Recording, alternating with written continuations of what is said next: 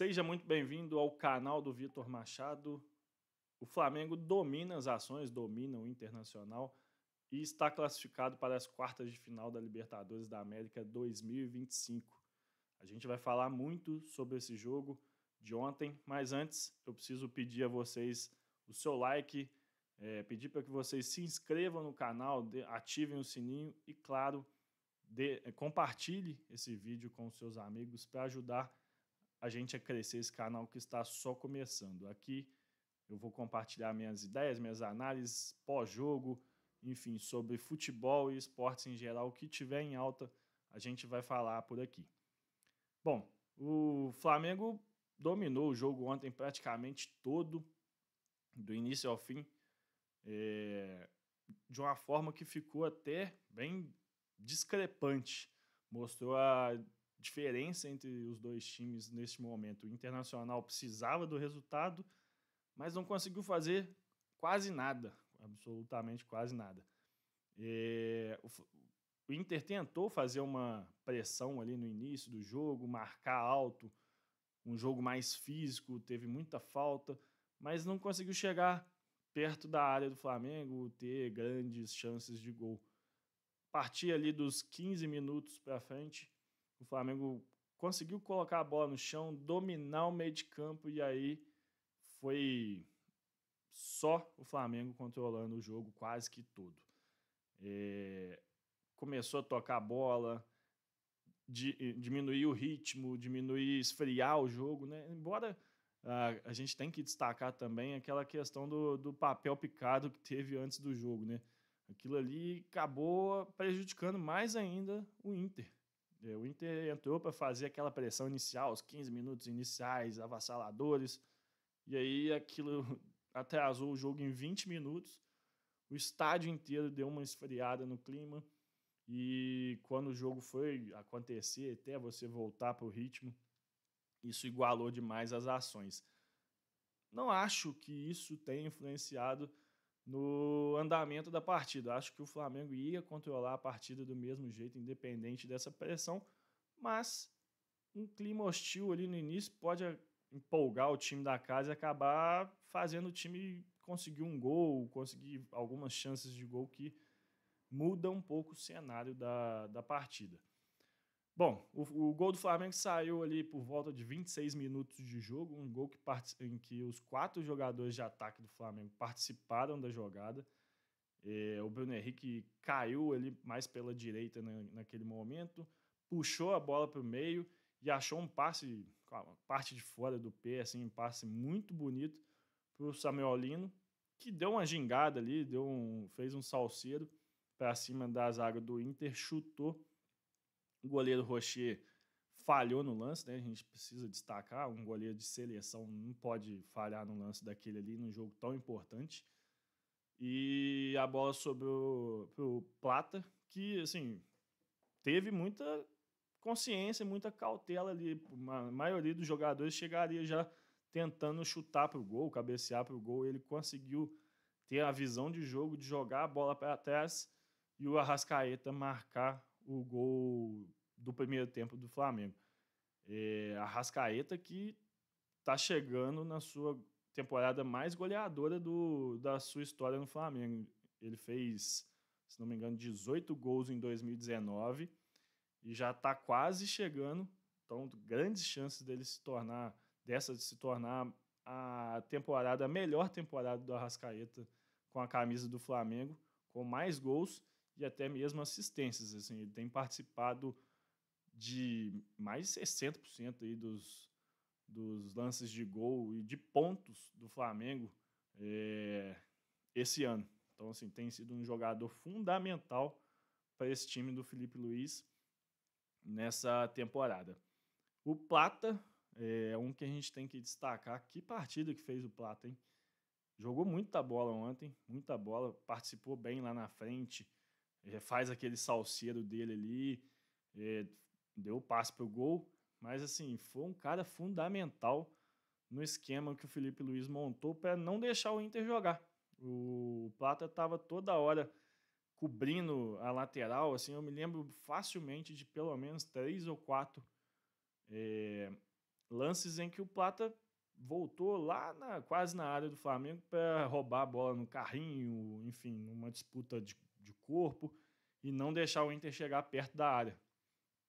Isso foi fundamental para o jogo que o Flamengo propôs ontem, de não deixar o Inter jogar. O Inter não conseguiu ficar com a bola ontem. Ele até queria, mas não conseguia. Toda vez que o Inter pegava a bola, o Flamengo já tinha 2 ou 3 jogadores ao redor de quem estava com a bola. E aí é importante a gente destacar a partida de um cara que o Flamengo foi achar é muito forte, mas foi buscar lá na Europa com solicitação, né? É importante a gente destacar isso daí, foi pedido do Felipe Luiz, que é o Saul. O Saul é um jogadoraço, assim. O que ele fez ontem em campo foi um recital. Ele jogou demais, jogou barbaridade ontem, estava em todos os lados do campo, na esquerda, na direita, na frente, marcando. A gente tinha um pouco de dúvida de como ele seria na marcação por conta da intensidade, né? Tá muito tempo sem jogar, mas parecia que ele estava jogando já todo o jogo do Flamengo, entrosado, num ritmo, não sentiu a partida em momento algum. Assim, foi uma partida perfeita do Saul ontem. Quase fez um gol num lance de uma bola parada em que ele se desmarca muito bem, assim. Ele estava entre 2 zagueiros do Inter na hora que o Arrascaeta, se não me engano, vai fazer a cobrança da bola, da falta. E ele consegue se desmarcar de uma maneira muito inteligente e quase faz o gol. Ia coroar essa atuação assim, fantástica dele ontem. Assim, que jogadoraço. O Flamengo foi buscar um jogador europeu, mas assim, de altíssimo nível para o elenco dele. E agora traz essa questão, né? O Pulgar voltando, o Felipe Luiz vai montar como esse meio de campo. Antes a gente tinha a visão meio que definida. Pulgar e Jorginho vão ser a dupla de volantes do Flamengo. Com a partida do Saul ontem, a gente já começa a repensar. O Felipe Luiz vai ter mais opções. Ele também vê o Saul jogando mais aberto pela direita ali, onde o Plata jogou, mas aí ele teria que mexer em alguém no meio do ataque, tirar o Bruno Henrique, por exemplo, e deixar o Plata como um falso 9. Enfim, não sei como que o Felipe Luiz vai montar esse time, mas peças ele tem para poder estar sempre com um time muito forte, com muita posse de bola, assim, é impressionante. O Jorginho e o Saul com a bola no pé é impressionante ver jogar. Parece outro nível de jogo. E aí a gente aguarda. O Flamengo vai ter muito jogo ainda. Vai dar para jogar todo mundo, mesclar. É bom ter elenco para também não sofrer com essa sequência de partidas. Mas fica essa dúvida aí. Pulgar voltando, quem será que vai ser esse meio de campo titular do Flamengo no restante da temporada? Mas isso é coisa para o futuro. A gente, falando sobre o jogo ainda de ontem, o Flamengo dominou as ações. No segundo tempo, eu achei que o Inter ia voltar para uma pressão maior, tentar pelo menos, mas o Flamengo dominou ainda mais o jogo. No segundo tempo, o Flamengo ficou mais no campo de ataque, embora não tenha criado tantas chances de gol ontem, assim, não foi um time avassalador no sentido de criar muitas chances de gol, mas o Inter não viu a cor da bola. Teve uma bola na trave ali no final da partida, mas que foi até, na minha visão, um pouco mais de falha do Flamengo. Teve um escorregão ali do Alexandre, ele caiu antes do lance ali. A bola num bate-rebate ali, chegou aí na trave, mas não foi uma construção de jogo do Inter.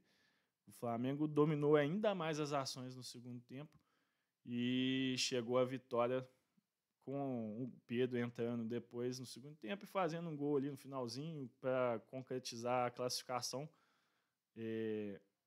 O Flamengo vai jogar agora contra o Estudiantes nas quartas de final, e aí é preciso um pouquinho de paciência. Na minha visão, o Estudiantes tem um time um pouco pior do que o Inter.